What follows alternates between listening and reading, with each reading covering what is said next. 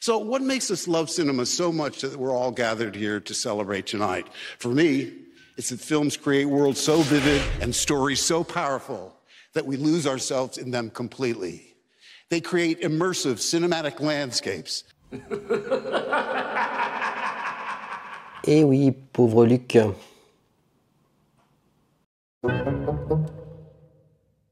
Bienvenue dans Newsmousse. Désolé, je sais, c'est toujours difficile à dire.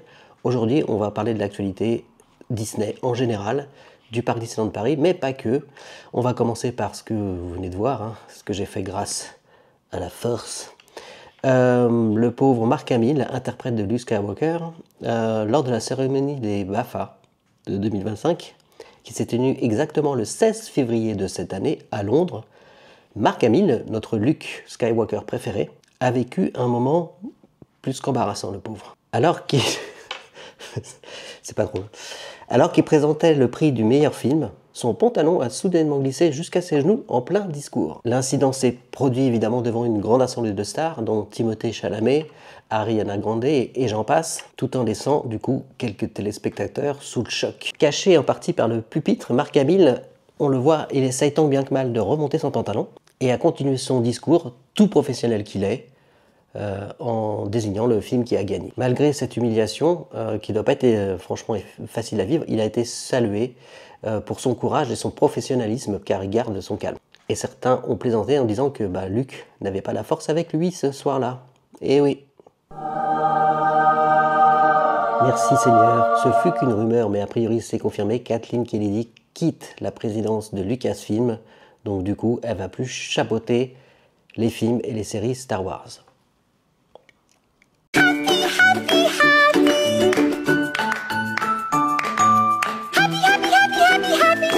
Elle devrait quitter son poste d'ici la fin de l'année, donc d'ici la fin 2025. À 71 ans, c'est elle qui aurait informé Disney de son souhait de partir à la retraite après 12 ans de bons et loyaux services à Lucasfilm.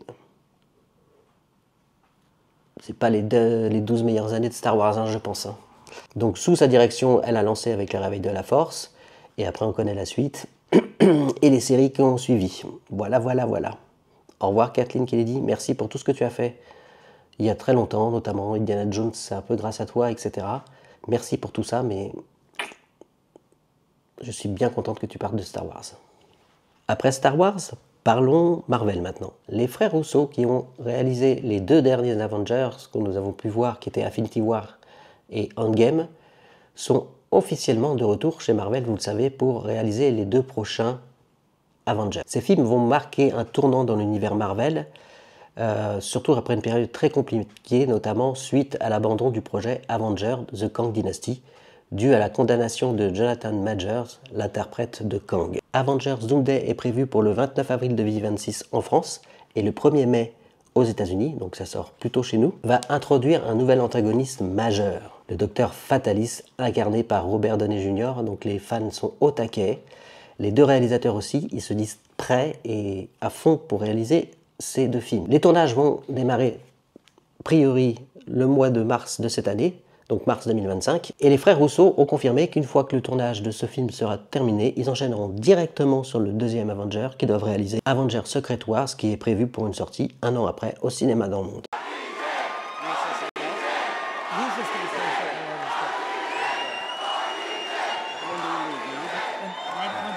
We will see you in 2 years with Doomsday. Parlons Disneyland Paris maintenant.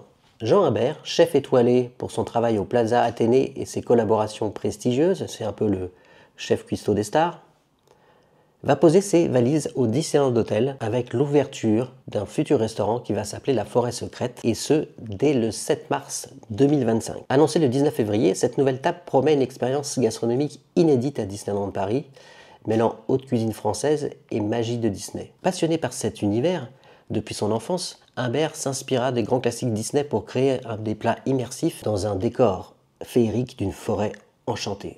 Moi, ça me fait vraiment envie, vraiment. Ce sera le 3e restaurant du Disneyland Hotel et sera ouvert tous les soirs du mercredi au dimanche compris, accessible à tous, pas forcément qu'aux résidents d'hôtel, et même sans avoir besoin de billets au parc. Vous pourrez réserver à partir du 19 février. Vous trouverez le numéro sur le site de Disneyland Paris. Les réservations ont déjà démarré le 19 février, Et a priori, le succès est déjà au rendez-vous car les places partent comme des petits pains, c'est le cas de le dire. Vous pourrez trouver le numéro de téléphone pour réserver sur le site de Disneyland Paris. C'est une petite révolution pour Disneyland Paris qui mise sur ce chef médiatique pour élever son offre culinaire et attirer les gourmets, pas juste les fans de Mickey. Et on va terminer, on va parler de Disneyland Paris, c'est pas une news nouvelle, c'est on en sait un petit peu plus sur l'événement, la nouvelle saison qui arrive à Disneyland Paris au mois d'avril, exactement du 19 avril au 7 septembre 2025, une saison qui sera sur la célébration de la musique. Cet événement est, dit-on, inspiré de la fête de la musique que l'on connaît chez nous en France. L'idée principale est de transformer le parc en une immense scène festive où les visiteurs pourront profiter d'une ambiance musicale variée et immersive tout au long de la journée. Le festival proposera 12 animations musicales, réparties dans les 5 landes du parc, mêlant concerts, live, spectacles et rencontres des personnages Disney, de Pixar, etc. Parmi les temps forts confirmés, il y aura la fanfare de Minnie, donc ce sera Minnie avec une fanfare qui partira de Main Street. Elle sera accompagnée de 12 musiciens et ils joueront les grands thèmes des films Disney que l'on connaît bien. À Adventureland, on devrait avoir Vaiana et ses musiciens. Donc a priori, le principe, Vaiana vous invitera à danser avec elle, ça peut être assez sympathique. Il y aura aussi le concert des hits musicaux de Disney, donc ça sera plus sur un rythme rock, pop, etc. pour les jeunes, pour pouvoir danser, guincher à Disneyland Paris. À Frontierland, nous allons avoir Miguel Fiesta Latina. Miguel, que l'on trouve dans Coco, sera entouré de mariachi dans une ambiance sud-américaine. Ça va être... Je sens que ça va être top. Et à Adventureland, il y aura Timon Matadance avec des percussions live sur le parc pour vibrer sur le rythme du Roi Lion. Mais c'est pas tout, il y a aussi Mickey et son ouverture. Chaque matin, Mickey accueillera les visiteurs depuis le balcon de Main Street Station avec une chanson originale créée pour l'événement. Il y aura a priori aussi un costume spécifique pour cette saison. Et puis nous retrouverons ma chouchoute Mary Poppins. Mary Poppins et le Pearly Band sous le gazebo de Town Square. Des musiciens live joueront des morceaux des films Mary Poppins, peut-être le 1 et le 2, qui sait. Il est prévu aussi Dingo, chef d'orchestre. Ça sera un petit spectacle comique où Dingo va jouer les chefs d'orchestre devant le château, devant les fontaines plus précisément. Donc j'ai hâte de voir ça, à mon avis ça va être spectaculaire et drôle. Alors ce que je trouve très bien, c'est qu'a priori, l'événement mise sur une répartition équilibrée des animations pour éviter les foules et offrir à tout le monde du coup une expérience fluide dans le parc. Une nouvelle chanson thème unifiera les différentes performances, déclinées dans 12 styles musicaux. À nouveau Ready for the Ride, ça sent bon ça. Bref, une saison qui promet beaucoup.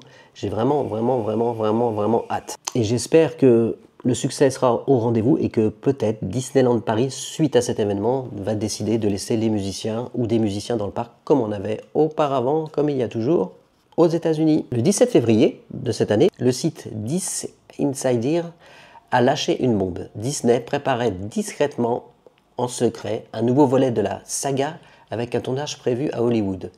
Et Johnny Depp pourrait bien remettre son tricorne de Jack Sparrow. Depuis, les fans s'enflamment sur les réseaux, entre le doute, parce que c'est une rumeur, etc. Donc, et puis c'est pas la première fois que cette rumeur revient. Mais ce qui rend cette rumeur crédible, le site The Dis Insider parle d'une production imminente. Et des posts qu'ils ont fait sur X, comme ceux de Cosmic Marvel ou de Cinébreak FR, relient l'info avec un enthousiasme. Mais attention, rien n'est officiel. Le site précise qu'il s'appuie sur une seule source anonyme et Disney reste muet. En général, ça peut être aussi bon signe. Sinon, ils auraient démenti, je pense aussi, quelque part. Ou alors ils attendent, ils testent, c'est peut-être eux qui ont lancé la rumeur pour voir si le public est réceptif. Donc toute la question est la suivante. Si Johnny Depp revient, est-ce que ça sera juste un caméo ou aura-t-il son rôle? Aura-t-il le premier rôle? Nous aurons la réponse très bientôt, j'espère. Et dites-moi dans les commentaires si vous pensez que c'est une bonne idée de faire revenir Jack Sparrow, Johnny Depp, ou s'il faut passer totalement à autre chose. Bon, moi, mon avis, c'est que Pirates des Caraïbes sans Johnny Depp, ce n'est plus Pirates des Caraïbes. Mais bon, chacun son avis. Dites-moi ce que vous en pensez dans les commentaires. Mousse News, c'est terminé pour aujourd'hui. Je vous dis à la prochaine pour une prochaine vidéo de news ou une prochaine vidéo sur le parc. Allez, ciao, bye bye.